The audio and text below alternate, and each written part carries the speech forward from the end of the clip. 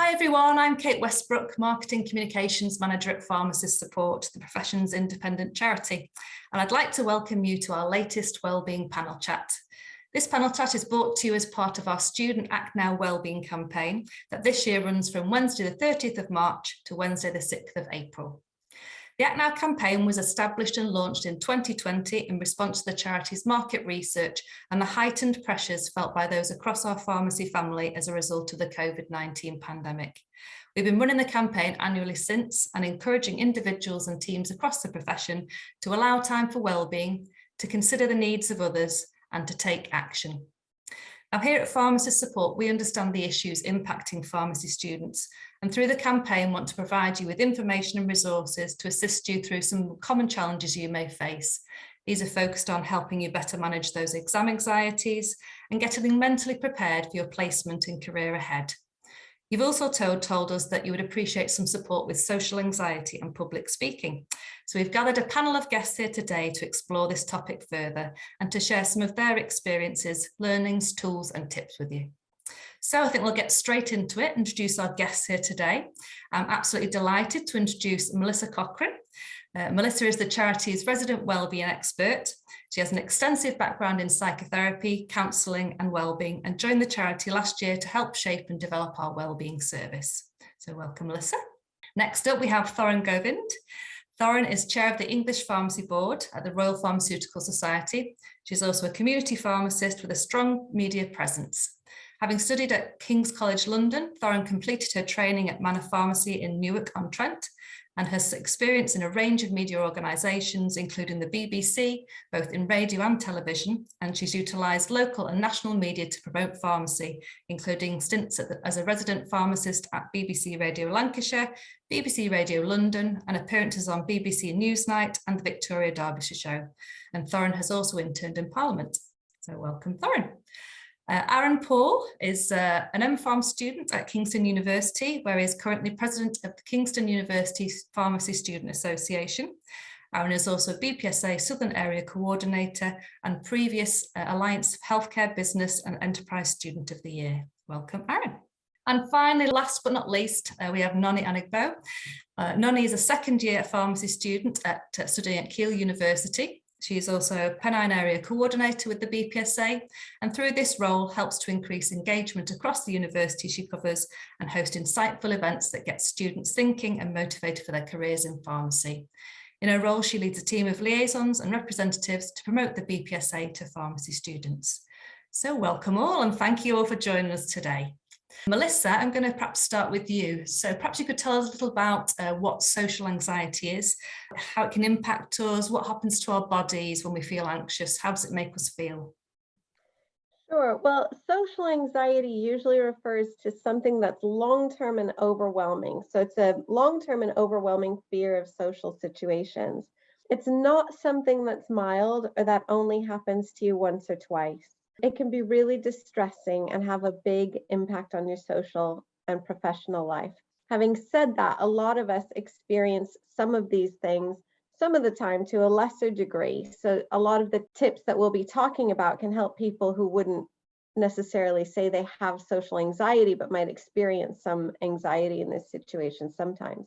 Social anxiety is really more than just being shy. A lot of people are more naturally shy or introverted, but they don't suffer from social anxiety. Social anxiety is kind of a pervasive fear that's present much of the time and affects someone's everyday activities, confidence, relationships, and work or school life. And it's the degree of symptoms that's significant here. So lots of us feel occasionally worried about social situations, but people with social anxiety are affected profoundly by these fears before, during, and after social situations. So some of the ways that social anxiety can manifest could be worrying about everyday activities, such as speaking on the phone, going to work, or doing your shopping. Could be avoiding or worrying a lot about social activities, such as group conversations, eating when you're with other people, and going to parties. It could be thinking a lot about doing something that you think would be embarrassing. So You might really hyper focus on, if you're going to blush, or if you might get sweaty or appear incompetent. You might feel that you're being watched or judged all the time when you're with other people. And some physical symptoms that can happen could be feeling sick, sweating, trembling, having a pounding heartbeat. All of those kinds of things can come with social anxiety. Great. And do we know how and why social anxiety may come about? Is it something that happens gradually? Well, some of it can be genetic, although it's really difficult to know what's down to genes and what's down to learned behavior. So there's some evidence that anxiety disorders can run in families. But again, it's quite difficult to tease out how much of that is due to genes and how much is due to learned behavior within the family. We also know that people who have an overactive amygdala, and this is the part of the brain involved in the fear response, they can have more social anxiety. It's also possible for social anxiety to be learned due to personal experience. So, for example, if someone's in a social situation that's really unpleasant or embarrassing, this could kind of trigger them to go on and develop social anxiety. Fascinating. So, Thorrun, I'm going to move on to you now, if that's okay. In your role now as chair of the English Pharmacy Board, you're called upon to network, speak publicly at conferences and events, and also to the media. I wondered if this is something that you've always felt comfortable doing. I think I'm quite lucky, and I've always been one of those people who really enjoys public speaking, but there is an element of anxiety about it because normally before I have to do something, I feel that anxious rush, but unfortunately it might be a bit of an addiction for me perhaps, in that I actually like that rush prior to public speaking, but obviously it's that rush of anxiety which people don't like, and that's what might put them off from wanting to participate in activities and wanting to maybe step onto a stage. So I've got friends who absolutely wouldn't want to go anywhere near a camera, or they would feel that they couldn't, for example, carry on speaking if as soon as the camera turns on, almost they can quite happily chat to you, but as soon as that camera turns on, that's it. So I think it's something that you have to get used to over time. I think it's definitely got easier. And I also think you need to realize that probably if you're being asked to contribute on an issue, think of yourself as the expert in that role. You might not be, but I think you need to have that confidence in yourself that you know what you are going to be talking about. You can plan ahead, and I'm quite big on planning and organisation. So I think I always have a little bit of a plan about what I'm normally going to talk about when it comes to media interviews. But sometimes when I was younger, that might have been a written down list. Now it's very much in my head. So I also think when you're doing media work, when you're public speaking as well, most of the time you're probably not going to get any criticism for what you've said. If you're speaking as a student, if you are speaking on an opinion basis. So I think just think about how you can engage with your audience and don't necessarily think about any criticism. You're there, you've been asked to speak, so people want to hear about you and what you're contributing, really. Fantastic. And is there anything in what Melissa has spoken about in regards to social anxiety that you can relate to? I think I've sort of covered some of the things that prior to being interviewed, for example, but I have always put myself in rooms probably where I don't know as much as other people, and there's a deliberate reason for that, because I just think I'm there to learn, and they say, don't they, if you're the smartest person in the room, then you're in the wrong room. So of course you're going to have an element of feeling overwhelmed. So I was really lucky and I got to meet the Queen, and this was a scenario which for the first time in my life I was absolutely speechless. It's the Queen. Everybody's met her. Everybody knows about her. We went to the garden party as part of the Royal Pharmaceutical Society. I think there was about 6,000 people there, and it was myself and Ravi Sharma, who's director of England at the time. I was a board member, and we were lined up waiting to meet the Queen. And as soon as the Queen arrived, I just could not speak. Never happened to me before. hasn't happened to me since. So I think it's definitely something that we all encounter, even if however much experience we have. And it might be something that you encounter when you meet a celebrity, for example, but it's nothing to be embarrassed about. But I think we just have to probably appreciate that it can happen to us, and hopefully we're with people who are understanding. I'm sure the Queen has met a variety of people who react to her in different ways. I'm sure there's people who downright squeal as soon as they meet her, or on the other side, like me, are quite calm and quiet. So I think there's definitely something to think about there. Oh, I can definitely relate to that. The brain completely going blank, and just kind of that fright of the thought of that happening definitely kind of builds with my anxiety before kind of public speaking or mingling and networking in an environment I'm not comfortable in.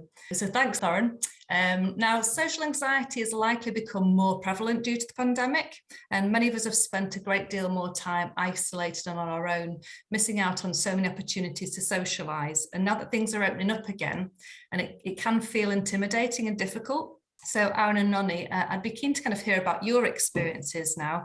How have you and your fellow students found the past couple of years? Aaron, perhaps we'll start with you.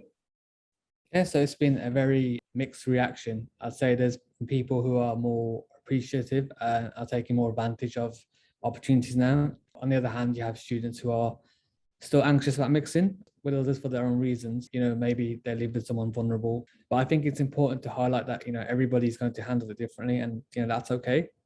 So I remember when everything happened in the first lockdown, and we suddenly went into lockdown, and there was so much uncertainty, and we was always waiting for the next government announcement before we know how our lives are going to look like in the next few months or weeks. So obviously, naturally, that's going to cause anxiety because of how much of uncertainty there was. But I think it's important to remember also that there's a lot of pharmacy students who were working on the front line in their pharmacies during the pandemic, and so they were obviously dealing with that extra anxiety alongside their studies. Super. And Nonny, how about you? How have you found things, and how your friends found things over the past couple of years? Yeah, so I'm a second year, so our year group kind of started our university journey at the height of the pandemic. So I remember first year we didn't really have any in-person lectures or anything, no placements. I only went in, I think, twice, and that was for labs that were socially distanced, and we weren't allowed to communicate with each other. So it was very, I guess you could say, isolating. And because of that, a lot of, I guess I'm speaking for my peers, but I found that a lot of people aren't really used to speaking with their peers on their course. Like, they're not used to asking questions to people who they're on the same course with. And instead, I remember one of our lecturers like commenting to us like, oh, this is the first time we've had so many emails coming from students directly to us. Usually students ask each other for like info on like what assignment is due and stuff like that. And so it was like, it's been an interesting few years, basically. I think we are starting to come out of our shell more now and, you know, become a more close cohort because we have a lot more in-person things. But it was definitely harder to speak to people and put yourself out there when you're all like communicating through a screen, and the only time you've ever seen anyone on your course is just their name in a chat box, basically. So yeah, I think it was quite, I wouldn't say detrimental because that's a pessimistic word and I'm hoping things get better, but I would say it did have a profound effect on the way that we communicated with ourselves and how we communicated with our lecturers too. So yeah, I think the pandemic has kind of stunted that social growth, social interaction, but things can be done to reverse it, I think. Yeah, that's really interesting. I think, yeah, as first year students who've not met one another face to face, it's really hard to kind of form those bonds. So it must have been really, really so much more harder for students who are starting out their university kind of journey in lockdown. So I can, yeah, it's one of those difficult things that I can't really relate to, but I can understand how it must have felt for you guys. Is there anything in particular either of you have struggled with in relation to social anxiety or speaking publicly? So for example, Nonny, I understand that public speaking is something that you've had to adjust to as part of your new role as area coordinator with the BPSA. Perhaps you could talk a little bit about those experiences. Yeah, so I've not always been a person to put myself forward for speaking roles or public speaking, even before the pandemic.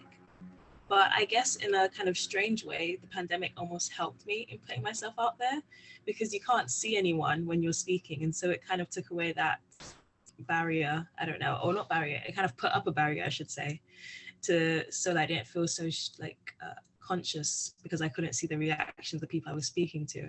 And so in a kind of strange way, it almost helped me put myself out there more. But I would say that not being able to see people also made it you be a little self-conscious, like, oh, am I actually saying the right thing? Is anyone listening to this? Are they gaining anything from this? But yeah, it's been a bit hard adjusting to a role where you're speaking to a bunch of people, because for one, you get this feeling of imposter syndrome, almost like, am I in any position to be speaking to you about anything important? Like, I'm only a second year, and a lot of the people I speak to are either older than me or they're first years, and I don't feel that much different from when I was in first year. And so overcoming that imposter syndrome, it's literally just by, I guess, practice, just doing it over and over again, till at some point you just feel comfortable, you feel like, yeah, I am meant to be doing this. And also getting feedback from people helps a lot. Like, whenever I do an event for the BPSA, I always send out feedback forms afterwards, just to see how people found the event. And when I see like positive feedback, then that kind of motivates me, and I'm like, okay, so I did do a good job.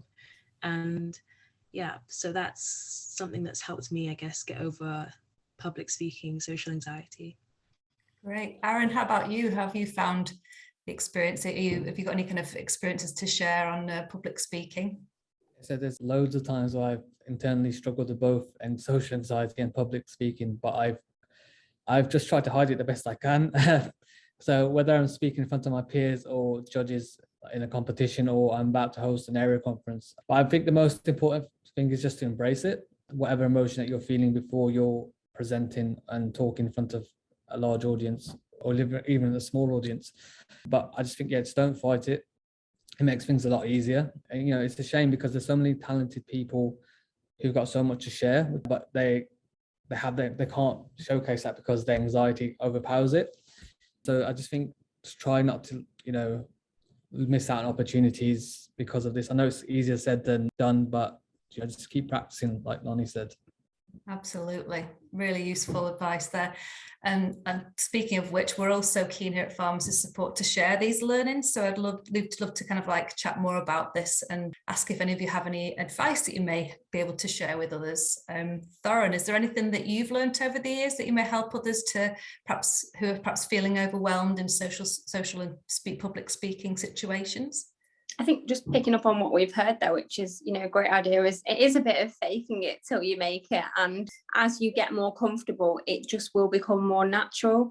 So I think it's just give it a go is probably my top tip, because you need to start from somewhere and, you know, surround yourself with friends who will support you and encourage you. And then the sky's the limit, isn't it? Certainly is. And Aaron and Nonny, how about you? Do you have any useful tools, tips and learnings of your own? I know that you shared a couple with us, but perhaps if you have any more. Nonny? Some tips I have, I guess I would say, if you're someone who finds practicing helps, sometimes it's good to record yourself doing if it's like a short speech, like a 5-minute speech or something. You can record yourself and see like how your mannerisms are, and if that's how you want to present yourself. How many times you say like. I'm sure I've said like a bunch of times. So that's a great way to practice. You can also practice in front of people you trust, your friends, people who give you honest feedback too. It can be great to practice in front of them so you can feel like you're prepared beforehand. I would say really just push yourself a bit. So putting yourself in a position where you're like, I'm not sure if I can do this, but I can, but it's a challenge that I have to overcome, can sometimes bring out the best in you. So, you know, you may not be used to doing public speaking, but if you put yourself forward to do it, it could be the gateway to you being really good at it and you getting more opportunities to do it and improving in that way. But if you don't put yourself forward for it, you will most likely not get that opportunity or not be able to develop that skill further. So really, I'd say just put yourself out there, be ready to make mistakes, but mistakes are great because you get to learn from them. Learn from those mistakes and just keep getting better with practice. Practice makes perfect. I think that's the key for most things. Absolutely. And I think making mistakes makes you human as well. And I think people can relate to that. And if they're in the audience, they'll kind of warm to you so much more, having kind of seen you kind of as a human being, which is nice too. Aaron, how about you? Any other kind of experiences or learnings that you've got to share with us?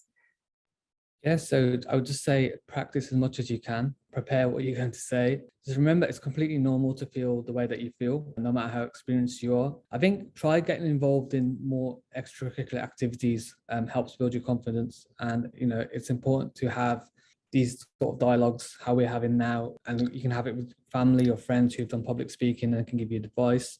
And, you know, I sometimes I see people they keep talking because they feel they have to say something, otherwise, you know, they're going to be embarrassed if they're just standing there and freeze. You know, it's okay to stop once you finish what you need to say. It's just, you know, no one's going to judge you for that. And so for me, when I first started doing these public speaking roles, when I was nervous, I would just say, even in interviews, I would just say, you know, I'm sorry, I'm a bit nervous, and you know, they'd be okay, you know, they're very understanding, and they would just sometimes laugh it off and be, you know, it makes you more relatable. It doesn't really make you weaker, and people understand it's completely fine to feel, you know, the way you feel. Absolutely. So Melissa, I'll come back to you if that's okay. I wondered if you had any thoughts on what any of our panelists have shared with us. Well, definitely there are some themes running through, which is that it's pretty normal to feel a lot of this, that practice helps. I'm hearing that talking to others helps, and allowing yourself to kind of fake it till you make it, and not trying not to let it stop you if you can. I know for me, when I was really new to speaking in front of groups, one day I was at a presentation, and there were a lot of us who were going to be speaking, and I was quite nervous. But somebody went before me, and I thought she was absolutely brilliant. And I remember I just thought, I'm going to be like her. And so I just copied her mannerisms. I copied kind of the way that she held her microphone. I copied her sense of calm. I copied the way that she sort of slowly and methodically presented what she said. And it went really well. And I think it was really great for me to have that experience and think, oh my gosh, I can do that too. I don't have to go up there and be flapping around nervously. I can kind of decide to take control and do it. And having somebody to copy really helped me. So I think that would be another thing I might throw out there, is if you've got somebody you really admire and does really well with public speaking, you can try to copy some of what they do. Fantastic. And have you got any other further guidance or tips that may help those listening who are experiencing issues with anxiety? Yeah, so breaking down challenging situations into smaller parts can really help. So if you, for example, know that you need to do a speech publicly, it can feel really overwhelming. But if you break it down into the little bits you need to do, it can help. So looking at maybe just writing out what you want to say, then looking at practicing it, maybe going to the venue ahead of time to see what it's going to be like and how you're going to be able to handle it. So breaking it down into smaller steps can help a lot. Another thing that I think is really important is reappraising anxiety or fear as excitement. This is based on some research done by a woman called Alison Wood Brooks at Harvard Business School.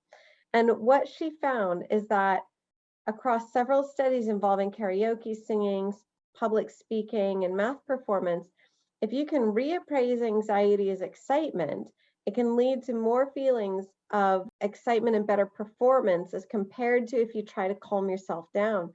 So a lot of us, when we're really nervous, we'll try to calm ourselves down. So we might think about taking some deep breaths. We might try to do relaxation exercises. And all of that's really good. But the problem with trying to do it when you're really anxious about a particular thing coming up is that what you're trying to do is actually change your emotional and physiological state. And that takes a lot of effort, and it can be quite difficult. Whereas if you just reappraise your anxiety as excitement, it's a lot easier because the two physical states are really similar. So you're not trying to override what's happening in your body, you're kind of working with it. So strategies to do this are really, really simple. So it's just saying to yourself, I'm excited, before you go up to speak, or telling yourself, get excited. So you're harnessing that energy that you feel, and you're talking about it as excitement rather than anxiety. And I think this ties in really well with what Thorrun was saying, that she gets this rush and she quite enjoys it. But it's the same feeling that Thorrun enjoys. And she recognized this in the beginning with what she said. The same feeling that she enjoys might really worry somebody else because it feels like anxiety. And that's because the two states are really similar. So if you can kind of tell yourself, oh, I'm excited, or I'm going to get excited about this, it can really help to override some of that anxiety. So what it can do is help you to adopt more of an opportunity mindset instead of a threat mindset. And that can improve your feelings and performance. There are breathing exercises you can do if you want to try to calm down. We have videos that can help with these. They're on our YouTube channel. But I think the reappraising is probably a little bit more effective in these situations. Another thing people can do is focus on what people are actually saying to you when you're doing these things, rather than what you are imagining is going on. Because a lot of the time in social situations, we're imagining what's going on in somebody else's mind. We're imagining what they think of us. We're imagining a lot of things, a lot of which might not be accurate. So if you can try to focus on what people are actually saying to you, what the feedback they're actually giving you is, that can help a lot, and try to pull yourself back from too much mind reading and imagining what's going on. We have other resources that can help as well on the Pharmacist support website. We've got lots of anxiety information on the website.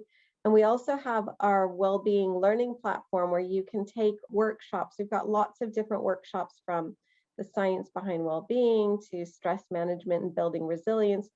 So if you want to go on and find out about these, please check out our website, because we've got lots on there that can help. Fantastic. And there are other organisations around who may be able to who have useful information and networks, etc., including PDA, CPPE, the RPS, who have coaching, mentoring schemes. Employers and universities might have EAP programs that may be useful as well. So it's always useful to kind of reach out and find out if any of the networks that you're involved with have other support and resources that can help with that. So, well, that's been a really, really fascinating conversation. Thank you all for your time today. I'd like to thank you all for giving up your time and sharing your experiences and learnings with us. And to everybody watching, I hope that you found this chat interesting and useful. And if you haven't done so already, I would encourage anyone interested to sign up to our ACTNow Wellbeing campaign and the charity's newsletter on our website at pharmacistsupport.org. By doing so, you'll receive information and links to our latest wellbeing resources and new wellbeing learning platform that Melissa's just alluded to, and find out about future wellbeing chats, volunteer opportunities and activities.